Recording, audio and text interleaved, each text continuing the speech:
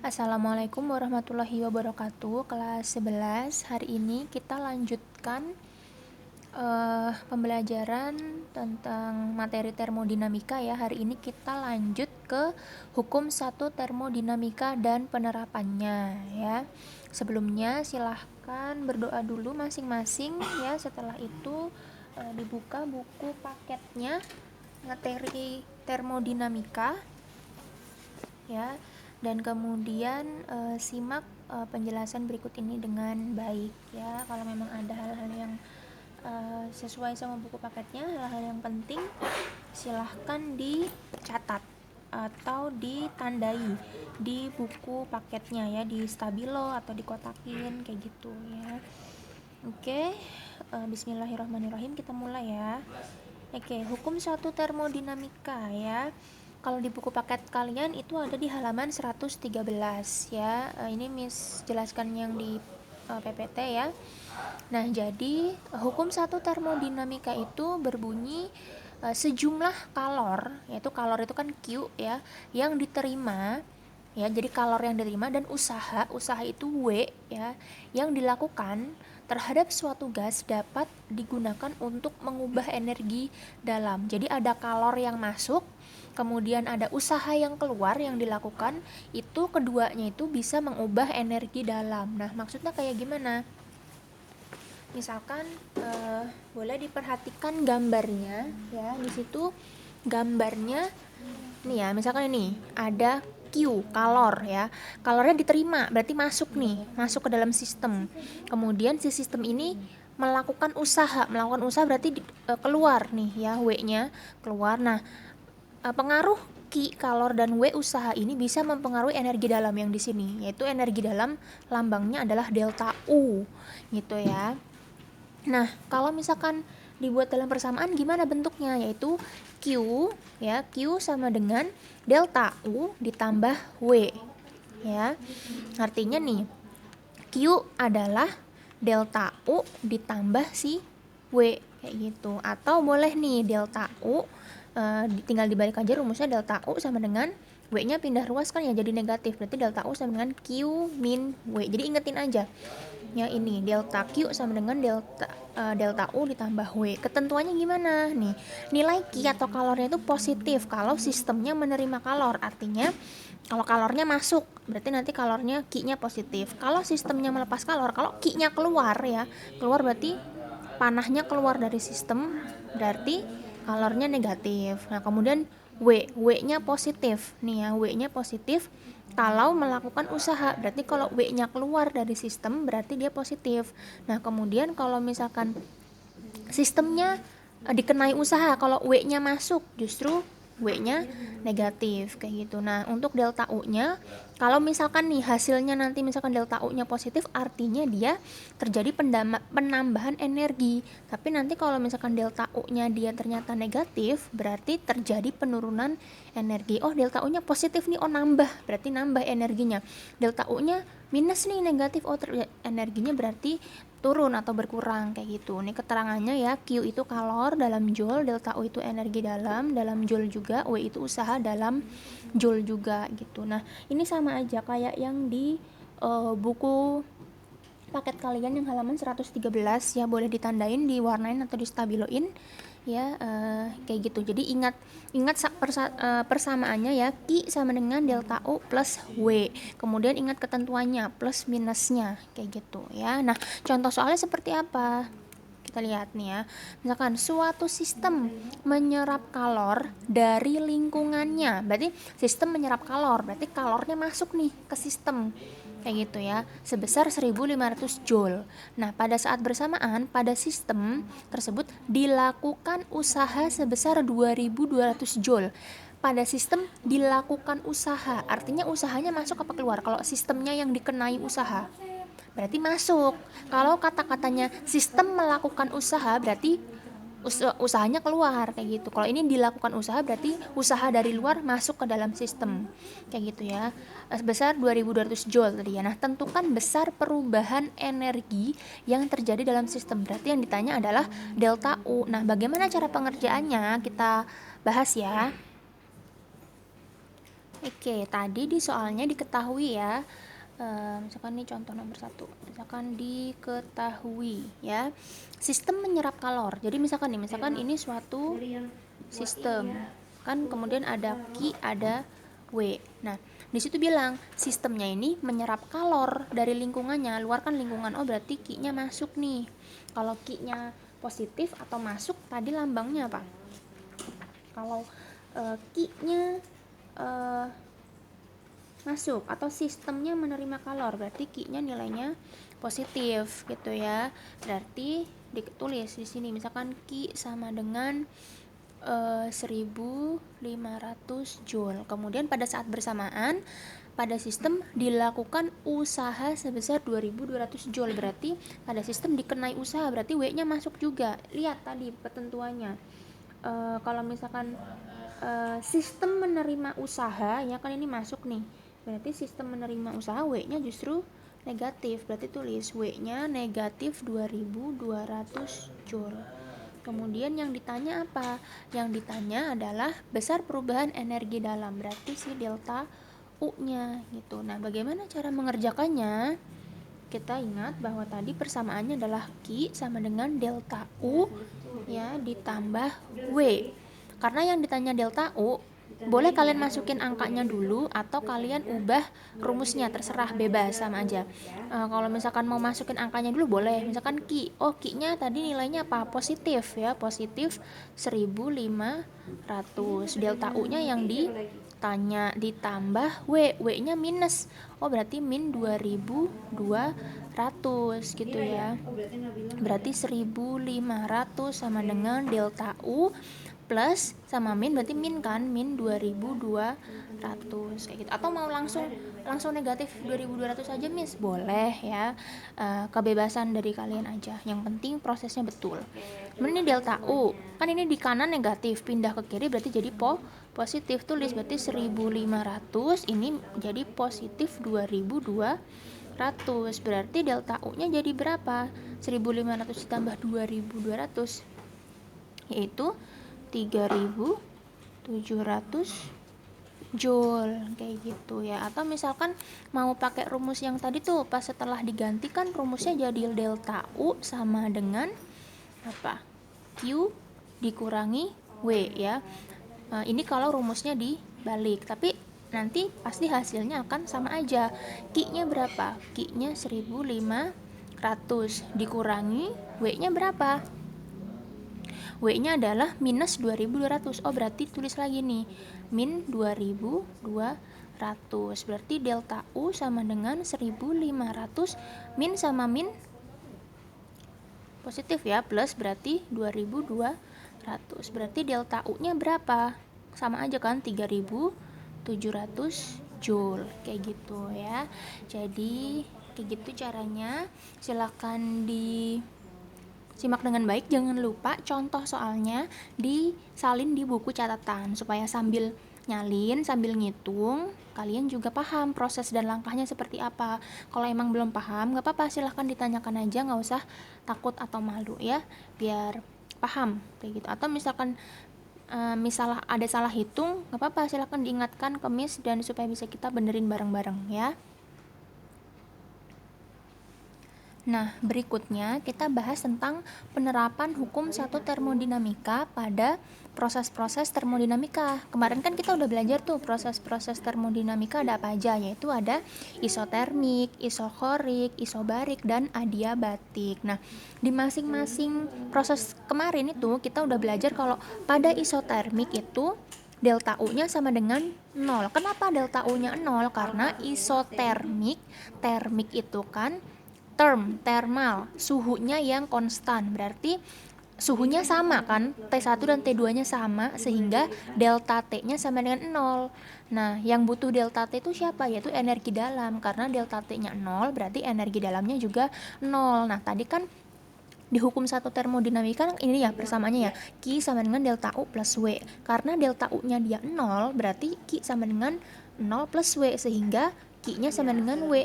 Artinya kalor pada sistem isotermik itu nilainya sama kayak usahanya gitu ya. Jadi Q sama dengan nRT ln V2 per V1. nRT ln V2 V1 ini apa? Yaitu usaha pada isotermik. Coba dibuka lagi catatannya yang kemarin ya.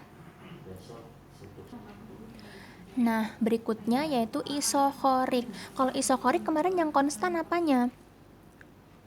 Volumenya kan, V-nya. Artinya V2 dan V1-nya sama, sehingga delta V-nya sama dengan 0. Kemarin yang butuh delta V itu apa? W kan, usaha, karena rumus W adalah P dikali delta V ya. Karena delta V-nya 0, maka W-nya 0. Maka pada isokorik usahanya itu nilainya 0, sehingga pas pakai rumus hukum satu termodinamika ya, Q sama dengan delta U plus W, karena W-nya nilainya 0, berarti nilainya sama Q sama dengan delta U. Artinya kalor pada proses isokorik nilainya sama dengan energi dalamnya gitu. Nah, energi dalam itu rumusnya apa? Yang 3/2 ya, nRT itu ya, nR delta T gitu. Boleh dibuka lagi kemarin catatannya gitu ya, atau nanti Miss share PPT-nya ke kalian kayak gitu ya. Nah, kemudian untuk isobarik ya, pada isobarik kan nilainya W sama dengan P kali delta V. Nah, di mana delta V-nya itu adalah P2 dikurang P1. Isobarik kan yang konstan apanya? P-nya kan. Tapi kan dia rumusnya emang P doang, bukan delta P, ibaratnya kayak gitu kan gitu. Maksudnya karena dia tekanannya P, ya udah ada dia punya nilai gitu kan. Q sama dengan delta U plus W. Q sama dengan delta U plus W-nya apa? Yang ini masukin ke sini. P sama dengan P dikali ya, maaf, V2 dikurang V1. Ini pada isobarik ya. Nah, kalau pada adiabatik, ingat nggak kemarin adiabatik itu adalah proses termodinamika di mana tidak ada kalor yang masuk ataupun keluar, sehingga nilai Q-nya atau kalornya sebenarnya 0. Nah, kalau adiabatik Q-nya 0, oh berarti nih pas rumus hukum satu termodinamika ini Q sama dengan delta U plus W, Q-nya nih yang 0, sehingga 0 sama dengan delta U plus W. Ya udah, kalau mau nyari delta U tinggal W-nya aja pindah ruas, atau delta U-nya yang pindah ruas. Berarti salah satunya negatif. Boleh negatif delta U sama dengan W, atau delta U sama dengan negatif W. Sama aja, yang penting salah satunya negatif ya. Adiabatik itu berarti nilai usahanya itu sama dengan delta U, tapi berlainan tanda kayak gitu ya. Jadi nih isotermik tuh energi dalamnya 0, sehingga nilai kalornya sama dengan nilai usaha. Kalau isokorik usahanya yang 0, sehingga nilai kalornya sama dengan energi dalam. Kalau isobarik komplit, dia punya semuanya. Q sama dengan delta U plus W, di mana W-nya itu adalah P dikali V2 dikurang V1. Kalau adiabatik, Q-nya yang 0, sehingga nilai energi dalamnya sama dengan nilai usahanya tapi berlainan tanda kayak gitu. Ingetin ya, isotermik delta U-nya yang 0, isokorik W-nya yang 0, adiabatik Q-nya yang 0 kayak gitu ya. Contohnya seperti apa? Kayak gini ya.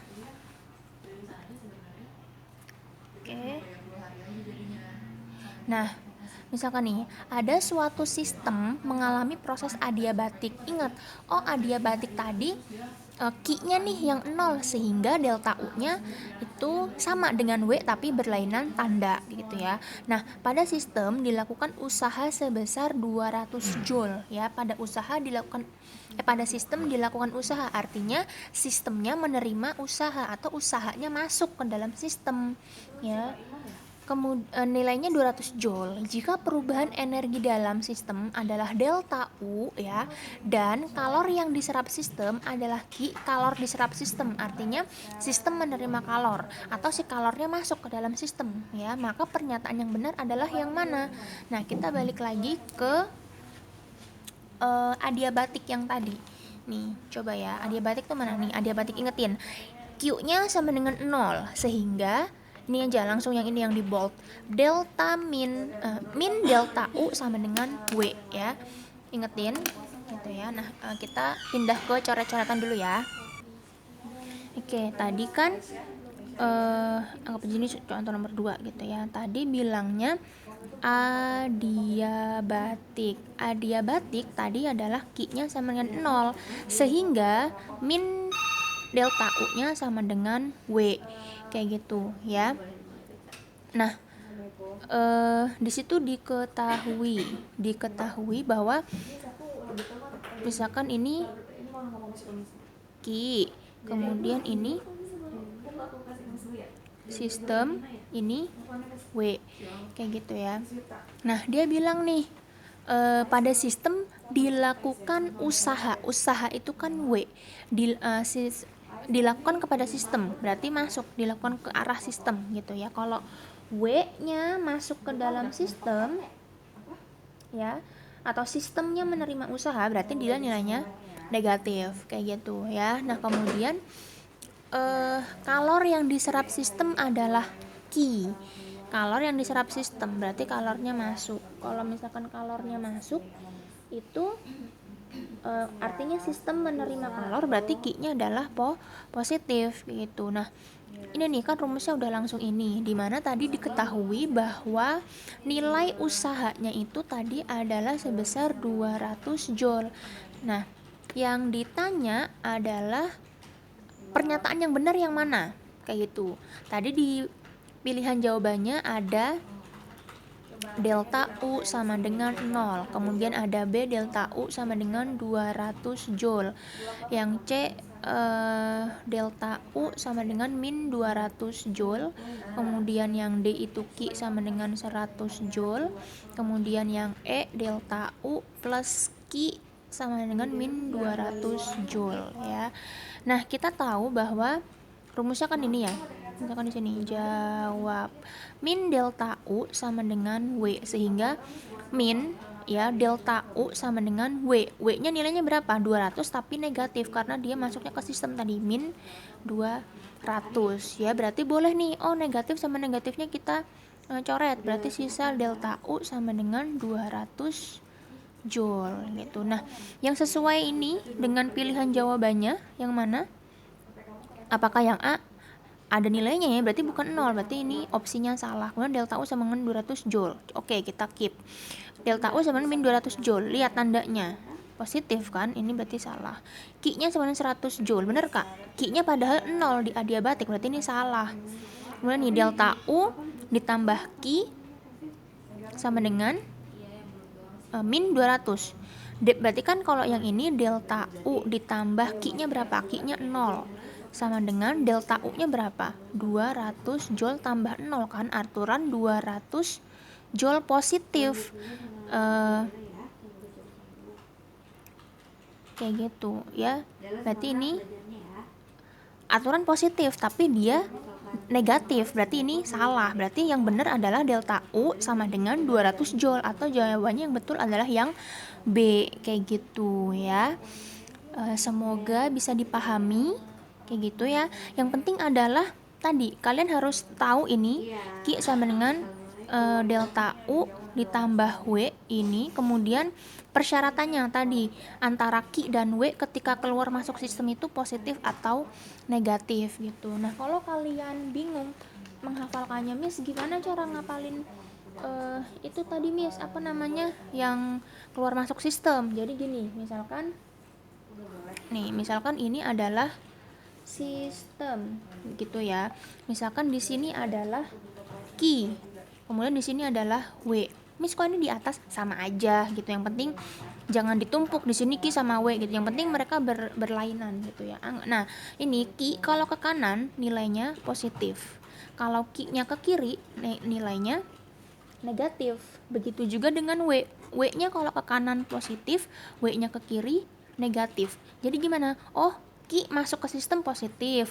Oh, Q keluar dari sistem negatif.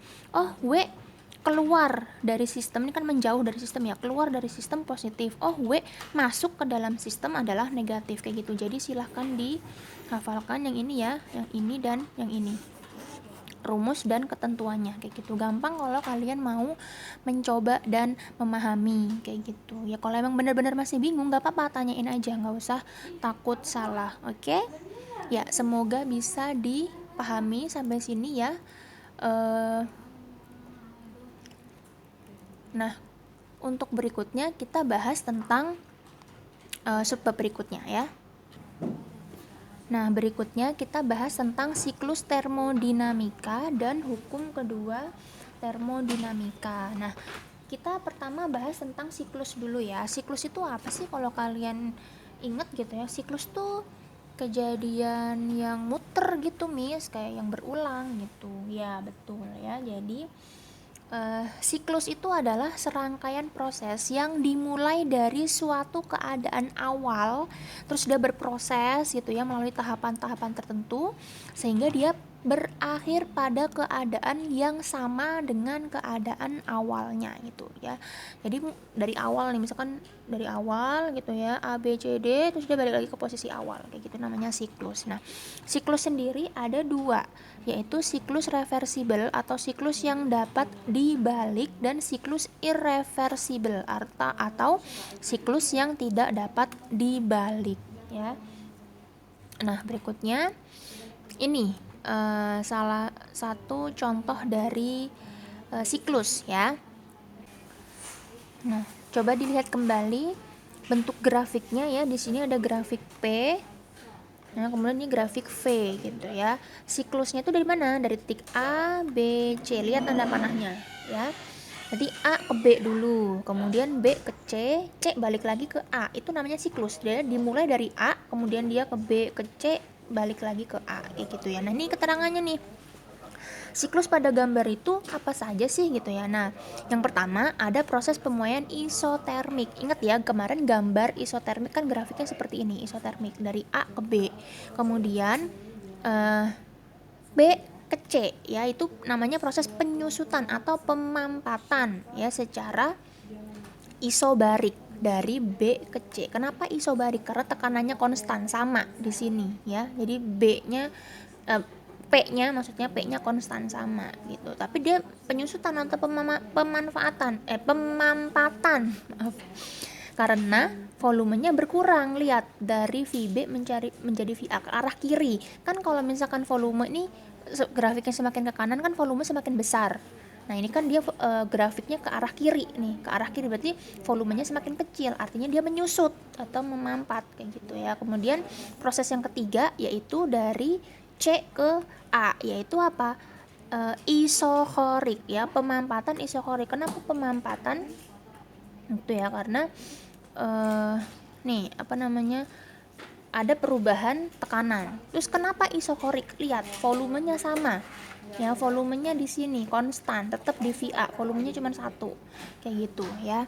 Nah, maka kalau ditanya nih, coba cari usaha yang dilakukan oleh siklus pada grafik tersebut. Ya, ini sama kayak yang kemarin, yaitu luas di bawah kurva grafik atau mencari luasannya kayak gitu ya. Nah, seperti apa contohnya? Kayak gini ya. Misalkan sebuah mesin kalor ya, ini kurang R. Mesin kalor menjalani siklus seperti gambar berikut. Berapakah usaha yang dilakukan oleh mesin kalor per satu siklusnya? Kayak gitu ya. Berarti ini siklusnya dari mana? Lihat tanda panahnya. Oh, ini dari A ke B, terus B ke C, C ke D gitu nih. Ini kita sudah tahu nih nilai-nilainya dan kita harus lihat juga satuannya. Ini P-nya sudah dalam M pangkat min 2 atau N per M kuadrat. Udah bener ya. Kemudian volumenya sudah dalam meter kubik. Nah, kita tinggal lihat aja angka-angkanya. Berarti kan ini satuannya udah bener. Berarti nggak perlu kita ubah. Udah bener nih. Tinggal kita cari apa tadi gampangnya. Tinggal cari luas di bawah grafiknya, bentuk grafiknya aja dari A ke B, B ke C, C balik lagi ke A. Bentuknya adalah segitiga. Lagi-lagi ke matematika dasar gitu kan, nyari luas bangun datar, cari luas segitiga, tinggal kita tahu ukurannya. Berarti kan kalau luas segitiga kan apa? Alas dikali tinggi dibagi 2 kan, yang jadi alas siapa? Oh, dari B ke C, boleh nih dari B ke C, berarti 0,05 ke 0,025. Berapa rentangnya? Cara nyarinya gimana? 0,05 dikurangi 0,025, itu nanti dapat alas. Kemudian kali tinggi, tinggi yang mana? Oh, dari C ke A, yaitu dari 2 kali 10 pangkat 5 menjadi 4,5 kali 10 pangkat 5. Berapa nih jaraknya? Kalau bingung kurangin aja 4,5 ya, karena ini pangkatnya sama nih, nggak usah ikut dihitung tapi nanti di akhir tetap ditulis ya, tinggalin aja 4,5 dikurangi 2 kayak gitu. Nah, dibagi 2 kan rumusnya alas kali tinggi dibagi 2 kayak gitu. Nah, supaya lebih paham kita coba hitung ya. Oke, itu tadi bentuk grafiknya kayak gini ya.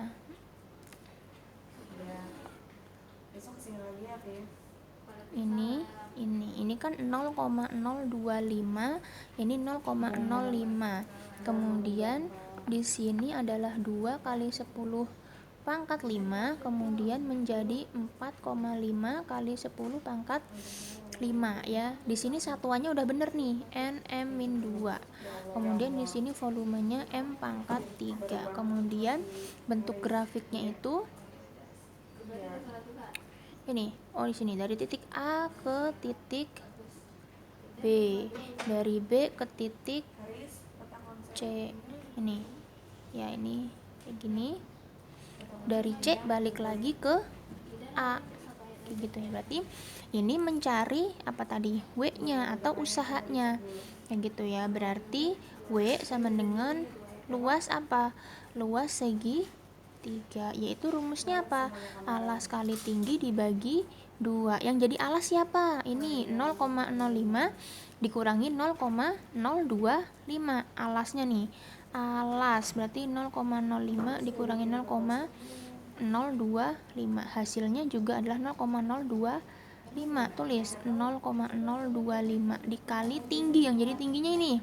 Oh, berarti tingginya adalah 4,5 dikurangin 2. Tapi itu ada apanya? Ada 10 pangkat 5-nya. Berarti 4,5 dikurang 2 adalah 2,5 kali 10 pangkat 5. Tulis di sini. 2,5 kali 10 pangkat 5 dibagi berapa? 2. Kayak gitu. Ya, berarti dihitung dulu ya. 0,025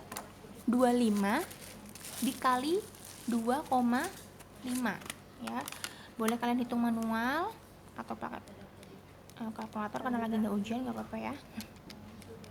0,025 dikali 2,5 ya. Setelah itu dibagi dengan 2, hasilnya adalah berapa ya? Hasilnya 0,03125 kali 10 pangkat 5 gitu ya. Boleh seperti ini joule ya, boleh ditulis seperti ini atau dikalikan dengan 10 pangkat 5-nya. Berarti berapa? 1, 2, 3, 4, 5 ya. Berarti pas nih 3125 joule kayak gitu ya. Tinggal dicari apa luasnya, gampang kok ya. Jadi tinggal kalian ingat aja rumus luas bangun datar kayak gitu ya. Silahkan dipahami, disalin di buku catatan. Nggak bosan-bosannya Miss ingatkan kalian untuk menyalin contoh soalnya di buku catatan supaya kalian tuh belajar. Jadi nggak cuman dengerin aja, tapi juga mencoba melakukan, karena apa yang dilakukan biasanya kan lebih teringat gitu ya daripada yang cuman dilihat dan didengarkan kayak gitu ya. Nah, untuk hari ini cukup sekian ya. Tadi kita udah belajar tentang hukum 1 termodinamika, penerapannya, dan juga siklus termodinamika. Semoga apa yang dipelajari hari ini bisa diingat dan paham untuk seterusnya. Jika ada yang masih belum dipahami, silahkan ditanyakan ke Miss. Boleh lewat grup atau japri, nggak usah takut, nggak usah malu ya. Terima kasih atas perhatiannya ya. Mohon maaf jika masih ada salah-salah dari Miss dalam menjelaskan materi hari ini. Insya Allah kita sambung lagi besok ya. Tetap semangat kelas 11. Wassalamualaikum warahmatullahi wabarakatuh.